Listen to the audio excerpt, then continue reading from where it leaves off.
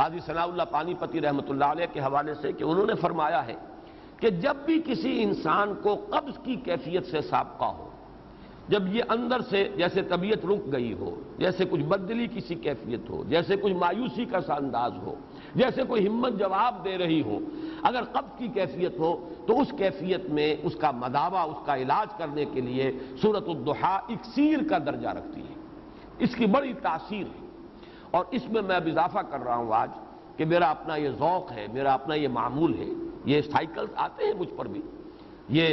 کبھی ایک انشراح کی سی کیفیت، کبھی انقباض کی سی کیفیت، کبھی مایوسی کی سی کیفیت۔ میں نے بار عرض کیا ہے کہ کبھی حالت یہ طاری ہو جاتی ہے کہ پاکستان کے مستقبل سے بالکل مایوسی ہو جاتی ہے،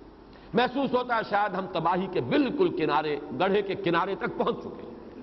اور کوئی راستہ بچاؤ کا ہے نہیں، جس درجے پستی میں یہ معاشرہ ہمارا گر چکا ہے اور جس درجے جو ہے کیوس ہمارے ہاں موجود ہے۔ لیکن پھر کبھی ایسا ہوتا ہے کہ امید کچھ بننے لگتی ہے، کچھ حالات میں کوئی روشنی کی کرن نظر آتی ہے، یا وہ چیزیں جو ماضی کے حوالے سے میں کہا کرتا ہوں 400 برس کی تاریخ، یہ جو اشارے ہیں، پھر توجہ ان کی طرف زیادہ منعطف ہو جاتی ہے۔ تو اصل میں یہ تبدیلی داخلی ہوتی ہے، خارج کے اثرات اس پر نہیں ہوتے۔ انسان کی داخلی کیفیت کے اندر یہ یوں سمجھیے کہ ایک ابھار اور یا ایک جو ہے نیچے اور گراوٹ کی کیفیت، یہ جو کیفیات ہے یہ داخلی ہے، اس میں جو ہے اپ اینڈ ڈاؤن آتا ہے۔ اس میں میرا یہ معمول ہے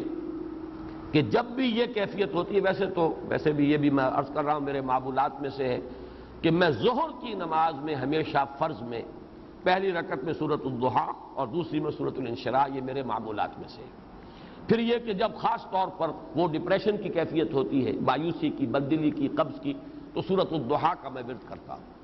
اور پھر جب کیفیت مجھے محسوس ہوتی ہے کہ اب کچھ اللہ نے اس سے نکال دیا ہے تو الم نشرح لک صدرک، اور اس کے ساتھ شکر، پروردگار یقیناً تو نے مجھے پھر وہ انشراح عطا کر دیا ہے، پھر اس اندھیرے سے نکال لیا ہے، پھر وہ بددلی کی کیفیت جو ہے اس کو ہٹا دیا ہے، تو اس پر ایک شکر کے جذبے کے ساتھ، جذبہ تشکر کے ساتھ الم نشرح لک صدرک ووضعنا عنک وزرک، یہ گویا کہ یہ ہدیہ تشکر اللہ کی جناب میں پیش کرنے کے لیے بہترین یہ آیات ہیں کہ جو سورۃ الانشراح میں نازل ہوئی۔